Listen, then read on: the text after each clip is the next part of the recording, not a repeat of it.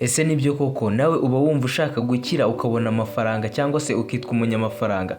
Oya nako reka mbivuge gutya, inzu nziza, imodoka nziza, akazi keza cyangwa se bizinesi ihagaze neza mu by'ubukungu, abana bawe biga mu mashuri meza cyane, gusohokera ahantu heza n'ibindi byinshi cyane ku buryo njye nawe twicaranye tukabivugaho bitarangira. Gusa icyo njye nawe dushobora kuba duhuriyeho nuko ibi byose uko tubivugiye aha tutaragira amahirwe yo kubibamo, ariko hari abo duhora tubona babibamo tukumva natwe turabyifuje. Gusa muri uko kubyifuza cyangwa se kumva natwe dushaka kuzabigeraho, hari ikintu twirengagiza. Twe twirebera gusa izo ntsinzi abo bantu bakomeye bagezeho cyangwa se ubwo butunzi bagezeho, ariko tukirengagiza ibitambo bashobora kuba baratambye kugira ngo babe bagera kuri ibyo bintu. By'umwihariko njyewe nkuzaniye imyumvire igera kuri 7 ugomba kwikuramo cyangwa se ukayitamba ukayijugunya kure, kuko yazagutsikamira mu rugendo rwawe rw'iterambere.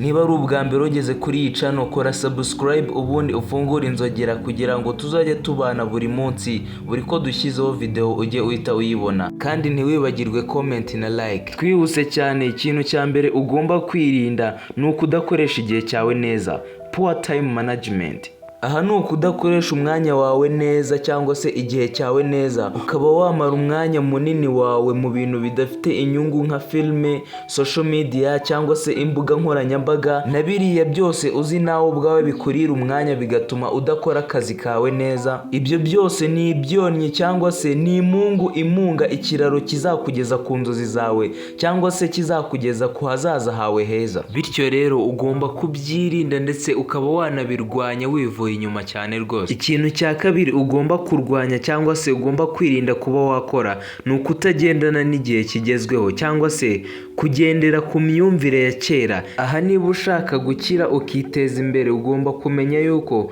kureka ibyahise, ibya kera bikagenda, noneho wowe ukakira ibigezweho ukaba wabyiga ukagendana nabyo, ari ryo terambere. Aha ngaha sinkubwira ngo business wakoraga uyireke cyangwa se imirimo wakoraga uyireke, ahubwo hazamo amavugurura cyangwa se ukabijyanisha n'igihe kigezweho, hakiyongeramo na tekinoloji. Nk'uko n'ubundi n'abandi bose baba bagenda bavugurura ibyabo, nawe niko ugomba kubivugurura kugira ngo utazasigara inyuma. Aho ngaho rwose ugomba kugendana n'ibigezweho kandi ugahora uri maso ureba aho isi igeze. Tujye ku cya gatatu ugomba kwirinda. Ugomba kwirinda imyumvire ivuga ngo ndihagije cyangwa se I am clever enough. Injiji zonyine nizo zivuga ibyo bintu.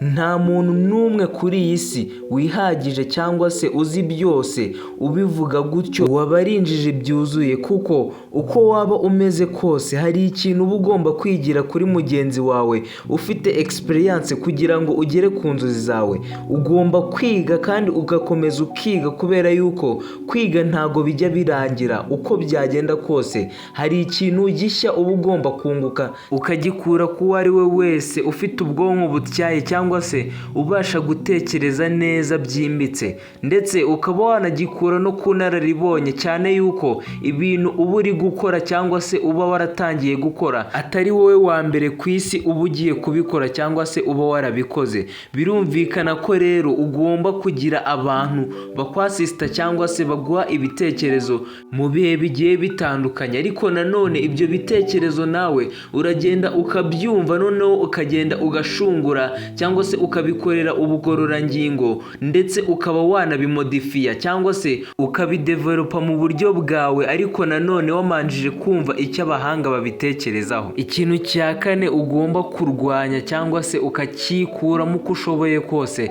ni ikintu cyitwa ubunebwe. Buriya abantu benshi bagenda bagira ikintu cyitwa ubunebwe, kandi ubunebwe bugendana n'indwara yo kwimurira imirimo y'uyu munsi ukayimurira hazaza. Iyi ni indwara bita procrastination. Aha nugora wimura akantu wari bukora uno munsi ugahora uvuga uti nzagakora ejo, kandi n'ejo iyo bigeze uhita wongera ukabyimurira ejo. Ngaho nawe tekereza ikintu wahereye mu kwezi gushize uri kuvuga yuko uzakora, ariko kugeza na n'ubu ukaba utaragikora. Niba gihari ubwo nta kabuza nawe wifitemo procrastination. Ikintu cya gatanu ugomba kwirinda ni ugutekereza yuko byoroshye cyangwa se bishoboka kuba wakira vuba. possible to get rich fast. Ibi simvuze ko bidashoboka, ariko bishoboka gusa rwose iyo wibye cyangwa se wanyuze mu zindi nzira zose zitemewe n'amategeko. Kandi buriya nta ntsinzi iryoha cyangwa se nta ntsinzi nziza cyane nk'intsinzi waharaniye, apana intsinzi wanyaze abandi cyangwa se wambuye abandi. Aha ukwiye kumenya ko ubukire budateje ikibazo buba bukwiye kubakwa gahoro gahoro, si ikintu kiba mu ijoro rimwe gusa cyangwa se umunsi umwe gusa. Wowe rero ugomba kumenya ko nushaka gukira vuba bitazakugwa amahoro. Ikintu cya gatandatu ugomba kugendera kure cyangwa se ukikuramo ni iki ngiki: working hard without brainstorming. Ibi bivuze gukora cyane ugakoresha imbaraga zawe zose mu kazi katari akawe, nyamara ntutekereze ukuntu wazava muri ako kazi cyangwa se ukuntu wazabona ubwigenge mu by'ubukungu, ukigenga nawe ubwawe mu mafaranga yawe. Mu mvugo ibangutse ni ugukora nk'udatekereza. Niba uzi ko ukora gusa bakaguhemba buri munsi cyangwa buri kwezi, bakakubwira ngo ukora neza, ariko wowe ukaba udatekereza ku bindi bintu byazaguteza imbere bikakugeza ku yindi ntera. Abantu benshi usanga dukora akazi kenshi gusa ugasanga nta buryo bwiza bwo kubyaza umusaruro wa mutungo twakoreye. Ugomba kumenya yuko gukora neza atari ugukoresha imbaraga gusa cyangwa se ugakoresha umubiri wawe gusa udatekereza. Ugomba no gutekereza ku hazaza hawe cyangwa se w'umuryango wawe, noneho ukabitekereza nanone utari muri ako kazi. Kuko buriya ikintu ugomba kumenya kandi ukacyitaho nuko akazi kawe ukora cyangwa se akazi ukorera abandi ntago wazapfa ngo ukarage abana bawe, ariko business wowe ubwawe wikorera wifondeye wayiraga abana bawe kandi nabo bakazayiraga abuzukuru bawe. Ikintu cya karindwi ugomba kwirinda ari nacyo cya nyuma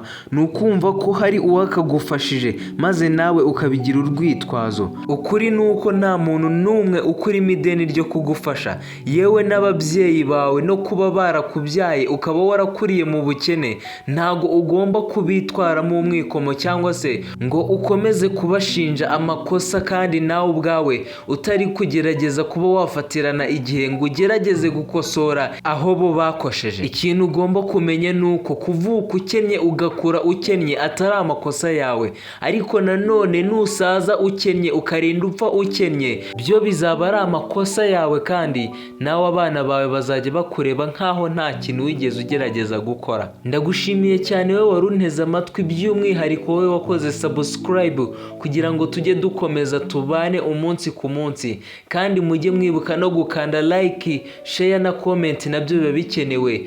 Turabakunda cyane kuri Dego Media, ibiganiro byaho nakagaruka.